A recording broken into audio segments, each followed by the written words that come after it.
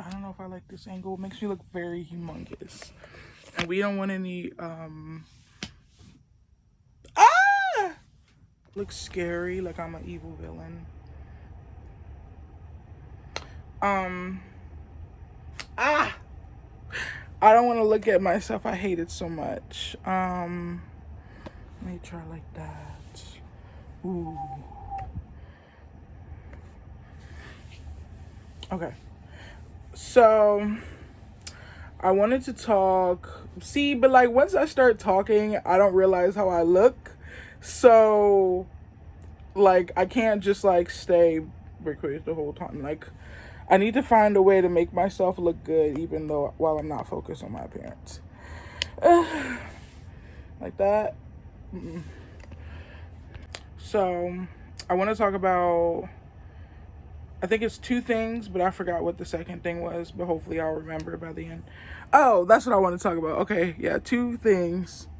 So, I started to notice that every single day, multiple times throughout the day, I have like my brain has like 3 to 4 different things that it is constantly taking turns putting in the front of my mind. Like, I'll be watching TV, and in the middle of me watching TV, I guess what you would call it is an intrusive thought will just pop into my head and immediately fill me with like this feeling of like emergency, like pay attention. And throughout the day, I want to say like every couple of minutes, my brain is like reminding me and like putting these things in the front of my mind, almost as if it's like you can't forget about it, because these things are really important to me. But I started to notice that. So like today there seems to only be 3 things, which are my relationship with my boyfriend, my grandmother in our relationship, and me having to have some responsibility to her or over her, and then my job and my finances. So like throughout the day, my brain is constantly like pushing those and alerting my mind, like reminding me that this is important. And I'm like, I started to notice like there are no solutions. It's not like I'm worrying about it and then coming to a conclusion or a solution. It's just this loop of like me minding my business, the thought coming into my brain reminding me, my body starts to feel a certain way. Sometimes I'll get pulled into it and I'll think more deeply about it and I'll start to have these negative feelings. Like I'll get caught in the loop. And then other times, like this morning while I was going on my walk, like I saw it. And I was like, that's interesting. Like literally, it's like it just takes turns. Like this time it might be my relationship. The next time it might be my grandmother. The next time might be my grandmother again. And then the next time it might be the fact that I'm stressed about my finances. And I never realized it, but like I'm tired pretty much all week long, every single day. And I've actually been feeling more tired than usual. And I think a lot of that has to do, obviously, I think my weight, my body just feels heavy, but it's like my brain feels tired. Like, I don't know how to explain it. Like my body and my brain just feel tired. And I think it's because I spend so much time in my brain and like thinking and ruminating and like stressing. And it's so crazy because it's like I thought this was just a normal way of being. Like I just thought this is how everybody is, and I'm pretty sure a lot of people are like this, but I don't think it is a healthy way to cope with life and stress, because all it does is keep me anxious, worrying, never resolving anything, and interrupting my attention. So, yesterday it was like 4 different things. Tomorrow it might be more, tomorrow might be less. But it's like my brain has to like keep alerting me like, hey, this is important, don't forget about it, don't forget about it, are you thinking about it, don't let it slip away. And I'm like, I don't need to do that. Like, it's not like I'm just gonna suddenly forget about my relationship with my boyfriend. It's not like I'm just gonna suddenly forget about my grandmother and how I feel about that. Like, I think it has to do with unresolved emotions. Like, my brain wants to like have the loop and then close it. Like, it wants a resolution. It wants to have that end, but it never does.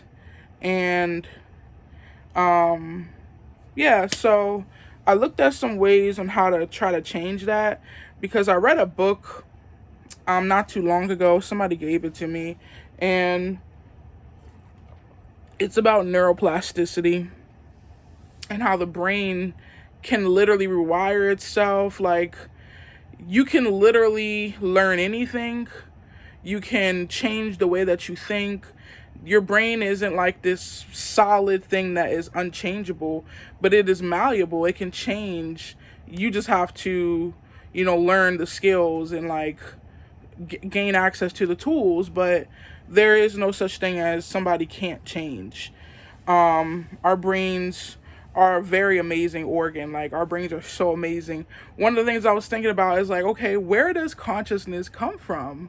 Because I'm literally observing myself and my physiology. Like, I can see myself, feel what's going on in my body, but at the same time, I'm self-aware. So it's like I'm observing what I'm doing. Like, there's somebody who says, I think, therefore I am. And I realized what that meant. And it's like, because I can think, therefore I am. I am alive. I am real because I'm able to think and observe myself. I think that's what that means. And, I just thought that was really interesting. Like, where does consciousness come from?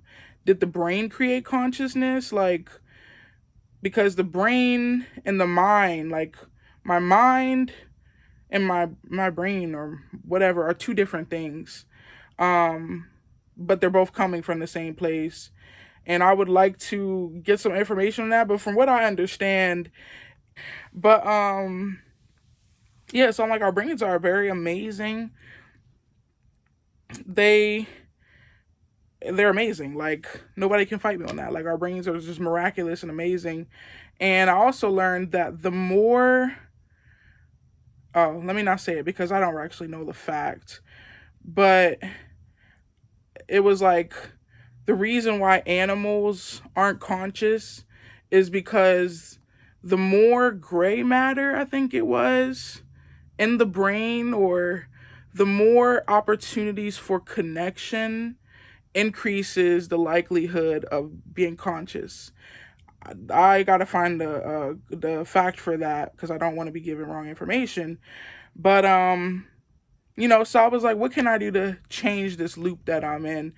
I don't remember a time where I was not like this, but now because I'm aware of it, that's already one step in the right direction, because at least at this point, I can acknowledge it when it's happening and not just get sucked into the loop. But I saw some strategies that were like, create a time for worrying. Like, sometimes, like, when I'm going to sleep, I have a hard time because like my thoughts are racing, and for some reason my brain wants to think about every single thing except for sleep. And sometimes I'll be tired, but it's like I can't go to sleep because my brain is just going, going, going, going. And so sometimes I'll say to myself, I'll think about this tomorrow. And sometimes that helps me fall asleep. And so it was like, schedule a time for worrying. Maybe your day for worrying is every day at 5 p.m. And from 5 p.m. to 5:15, you can just worry all you want. Or like, just get it all out. And, designate that time, because you're not ignoring it and you're not like denying it. You're just not going to allow it to continue to pop up throughout the day. You're designating a time for it. And another strategy I saw was like, write it down in the moment, because at least you're putting it somewhere, and it's not like your brain is thinking that you're going to forget about it. Like, You're acknowledging it, but you're moving it from your brain to a piece of paper, a journal or something. And then another thing I saw was like movement. And I've noticed that changing my environment, like BF Skinner says that you can change any behavior as long as you can as long as you can control the environment. And I've noticed that controlling my environment is very effective for me. I don't know about everybody else, but it has been very, very effective for me. It's just when doing that, you have to think, okay, what am I trying to accomplish? What am I trying to not do so much? And what am I trying to do more? And so, like, a couple months ago, I want to say like 2 years ago, when I started actually working and having my own income, I would buy so much food. Like I would spend like $400 a month on groceries, and that wasn't counting the times that I was ordering out. But at this time, I didn't have any bills, I didn't have any responsibilities, so my money was just like free money. I could do whatever I wanted with it, and I would just buy so much damn food. And it wasn't just me living in a house; it was 5 other people. So there sometimes wasn't even enough space in the fridge to store all the food. But for some reason in my mind, it was like, this makes me feel safe. Like this makes me feel like I have everything that I need. And I would tell myself, well, okay, we're only going to spend $80 this time. And then after I finish checking out, it'd be like 120. And I'd be like, oh, well, next time. But like a couple years ago, when I started to work, I stopped buying junk food. I don't buy candy. I don't buy snack cakes. I don't buy chips. I don't buy ice cream. I don't buy any junk food. The only junk food I buy are freeze pops, popsicles, because I do not have the self-control it's not even that I don't have the self-control. My emotions are so intense and they change. And I was describing in a video, like, I'll set a boundary and be like, okay, I'm only going to have one bag of chips today. And then in like 30 minutes, I found some way to rationalize with myself in order to be able to break that boundary that I set and do the thing that I was trying not to do. Because my emotions, are intense, my feelings are intense, and all of my excuses and rationalizations appeal to my emotions. So I'll do something like, okay, I'm only going to have one bag of chips. And then like 30 minutes later, I'll be like, well, you can have another one. Like, just make sure you don't eat another one tomorrow. And it's like, okay, yeah, that's a good idea. Or it'll be like, well, you didn't have breakfast today, so, go ahead. And it's like just different things like that where I just break so easily. So it's not about willpower, it's my emotions are just overriding. I will never win when it comes to my emotions, ever. At least not at this point in my life. And I know, like, the first stages of the 12-step program or something like that, where it's like you have to completely surrender and admit that you're an alcoholic and you have a problem. And that's how I feel about, this. Like, I will not win when it comes to my emotions. There's no point in even trying to set up a system, because trying to fight against that, because they're always going to win. So if I don't put it in my environment and I don't give myself access to it, I don't even have to worry about fighting my emotions, because it's not here. It's not there. And on the days where I really do want to snack, I don't really care for sweets. I am obsessed with like meat and food and like meat and savory things and like chips.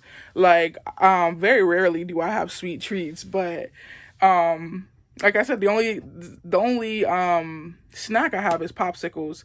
And there'll be nights where, like, I started to get into the habit once I moved back in of, see, I had my microphone, I wasn't even using it, whatever. But I got into the habit of every night eating. Like, I would literally be asleep and I would wake up from my sleep to go use the bathroom, and then I'd immediately like go to the kitchen and like try to find something to eat. And there'd be days like I said, I don't have snacks, So I'd full on make like a whole 5 course meal. And it was like I could have just went back to sleep. Like there was no need for me to eat anything. I wasn't hungry.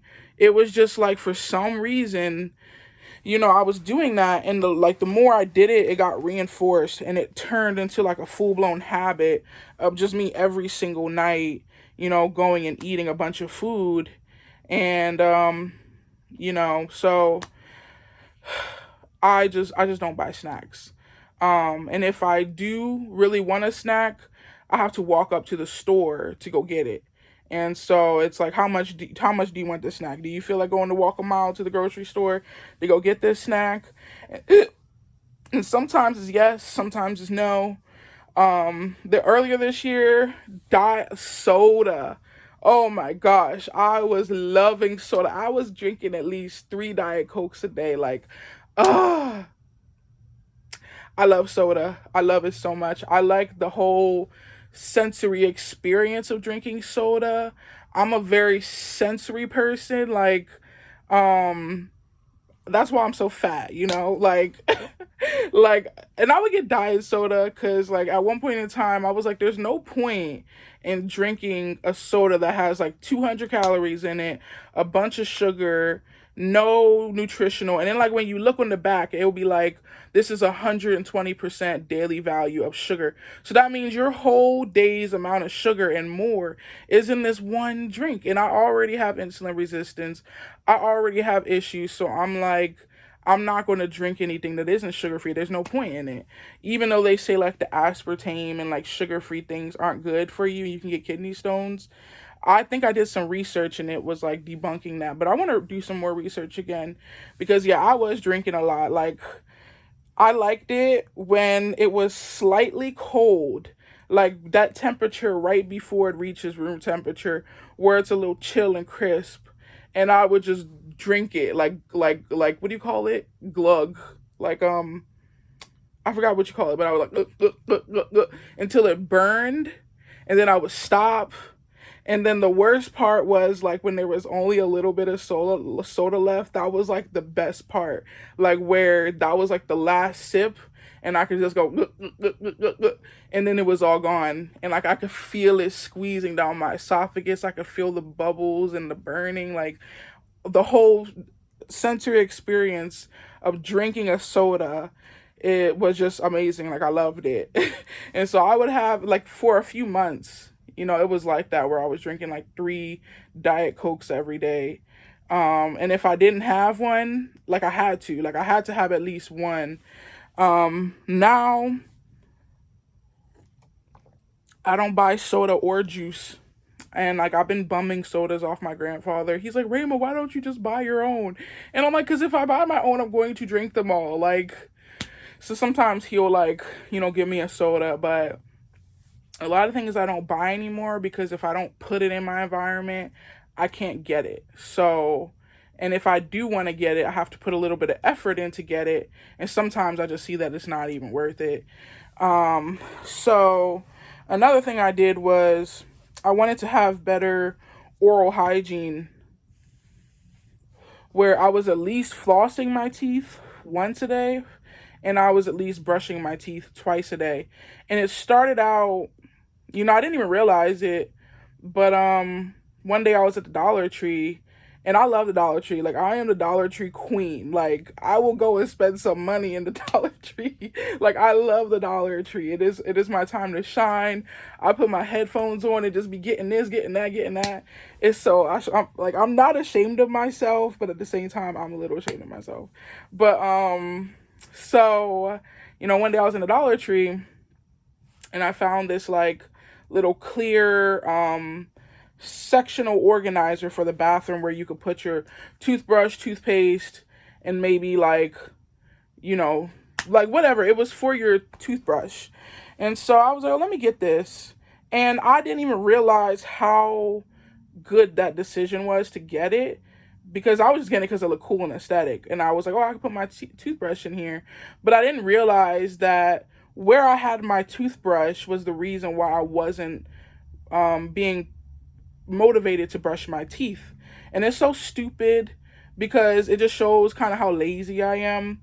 But my toothbrush, I literally kept it under the sink before, and that meant that when I went to the bathroom, I had to bend down, find my toothbrush and the toothpaste, and get floss, and it was just a lot. Like, for some reason, that made me not want to brush my teeth. So buying that organizer and then setting my toothbrush, toothpaste, and floss sticks on top of the sink, now it was like I was constantly seeing it. Every time I went to the bathroom, I'd see it. So in the morning, it just made it easier just to grab my toothbrush and toothpaste and just wash. And it started out as literally brushing my teeth once a day. And after like 2 weeks, I was like, okay, well, I'll brush my teeth and I'll floss in the morning. And then once I got into the habit of building a routine, or once I got into my routine, now I'm brushing my teeth morning, flossing my teeth morning, and then brushing my teeth at night. And sometimes I'll floss at night too. But every time I floss, it makes me so proud, because every time I used to go to the dentist be like, "Are you flossing?" And I'll be like, "Yeah." And she's like, "I can see you're not." And I'm like, so now if I went to the dentist, she'd be like, "Are you flossing?" I'd be like, "Yeah." She'd be like, "Oh, I can see." So, yeah, like changing my environment, modifying my environment to set myself up for success has proven multiple times that that is very effective for me. So now every time I have a goal or something I'm trying to accomplish, I immediately think, okay, what can I do in my environment to make it more likely for me to succeed? Because wherever I can simplify things and remove extra steps, like I had to go into the bathroom, I had to get my toothbrush, bend down, get my toothbrush, toothpaste, brush my teeth, and put it back. Versus I go into the bathroom, don't have to bend down, I just grab it, boom, boom. It's a little bit more simpler. Like, even when it comes to my routine, every day I lay out clothes so that I don't even have to think about it in the morning. Oh, what am I going to wear to go for my walk?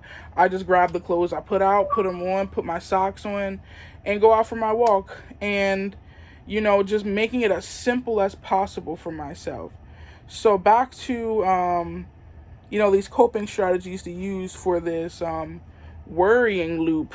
I want to start to try those, and I'll give an update in a few weeks to see how that goes, because, like I said previously, it only works if you do it. So even with these things that I'm going to do, I have to find simple ways to make sure that I can do it. So it's simple to say, I'll worry about it later. That's not going to be hard.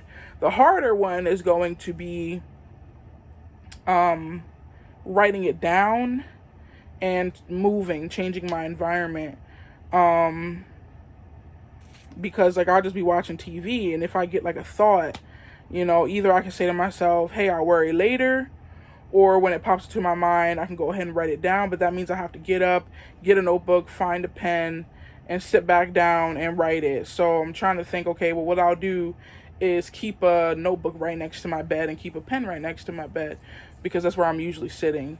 And, I can just go ahead and write it down. Even go as far as opening the book to a clean page and just setting it there. It's just so that all I have to do is pick up the book and start writing. Even take the pen cap off of the pen. Like, literally make it as simple as possible, and setting myself up for that success.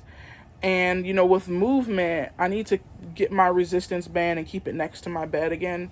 Because at one point I noticed, I can literally just pick up my resistance band and just start doing some resistance workouts. No, I'm not doing it to get muscles or anything, but using a resistance band is movement. It is resistance. And so just doing that while I'm sitting there watching TV, just finding ways to make it as simple as possible to set myself up for success. That is something I had to learn. It is not anything that anybody taught me, but that realization came from me one day, getting so frustrated because I was so unorganized. It was like when I needed something, I couldn't use it because I didn't have it. I would go to work and I would literally look at my charger on the floor, and I think to myself, well, I should grab that and take it with me. And I'll be like, no, my phone's going to last, knowing fully well that it's not going to last. And even if it does, you should always want your charger, because if your phone ever dies when it dies in public, you can at least find somewhere to charge it, because everybody needs a phone. Like, everybody needs to have access to a phone at this point in this day and age. But because, I had to go over, grab it, and put it in my bag, if I'm already, moving in this direction and I have to go here, or you can't see, if I'm already moving in this direction and I have to go here and then back here, it's too much. So in the morning, as part of my routine, I get my charger, I get my tripod, I get my keys, I get my wallet, I get everything that I'm going to need today. And I always put it back where I found it. Because if I put my wallet in all these different places, then I got to look for it. So if I just put it back where I got it from, then I always will know that it's there without a doubt. So it's like my lack of organization actually stressed me out. When I wanted to go for a walk and I was motivated to go for a walk, I lost my motivation because my headphones weren't charged. So I'm always making sure to put my headphones back on the charger. Like, doing things, like when I realized that I wasn't organized and that's why I felt discombobulated, that was when I started to realize, like, those things make my life easier. So I can also make my life easier by preparing for my future, setting myself up for success. I don't know how many times I'm going to say that. Now, oh my goodness. Ah!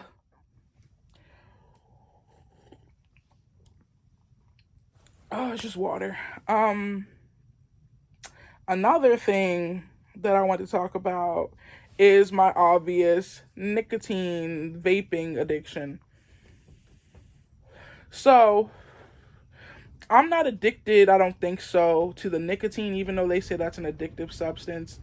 I'm more so addicted to the habit. I take this thing everywhere I go.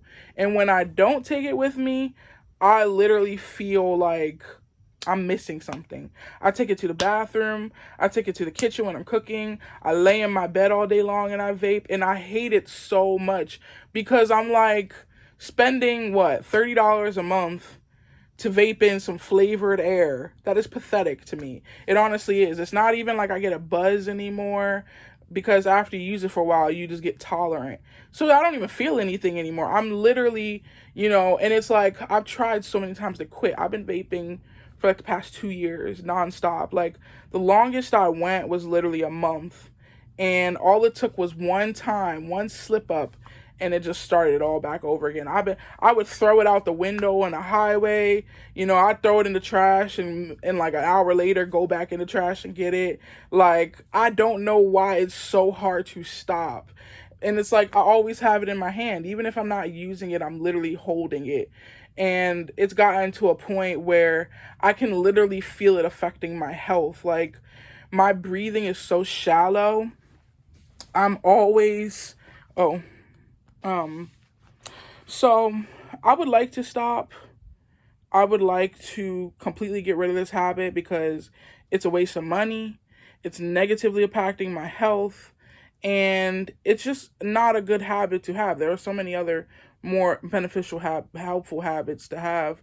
So one of the things I did when I did quit for that month was I kept a squishy toy near me, and I would hold it and like squeeze it and just have it in my hand, because that helped, like, the feeling, the need to always hold something. And then what else? I did that for a while, and like the worst part is the immediate cravings. It's like immediately after I get rid of it, I literally get flashes of it in my mind. Like, literally the image of the vape will flash into my mind, and I could literally see it, literally. And I'm like, this is crazy. Like, this is absolute nuts. Like, my brain is doing this to me, and it's like I don't even need it. It's not like it's food or anything. It's literally flavored air.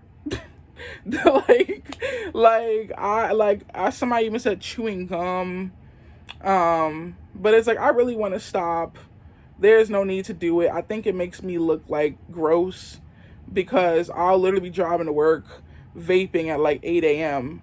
And I'm like, there are people who, smoke, but nobody's smoking 24/7. Like, there may be time in between their smoke. So it's like, you know, consuming all this nicotine on a daily basis, it's just like, it's not necessary. But it's like one of the hardest things to stop. But I know that like once I do it, and the longer I go without it, it will get easier. But I can't tempt myself with oh, I'll just get one. Like, I can't do that. Like, that's where I always fail because I'll rationalize with myself. And it's just like, oh, well, just this one time, or I'll get like a no nicotine. And it's like, no, you don't need it at all. Like, there's no reason why you need to be inhaling flavored air and then paying for it. Like, that is such a scam. So, I plan on quitting. Maybe I'll start a series of, quitting and talking about my symptoms and, what that experience is like, because I know that with time, things do get easier.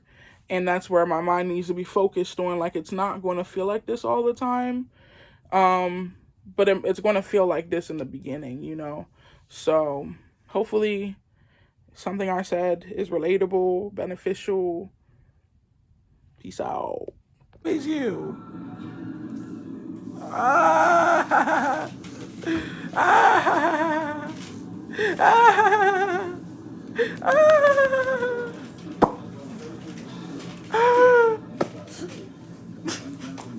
You gonna run away? You gonna run away? You gonna run away?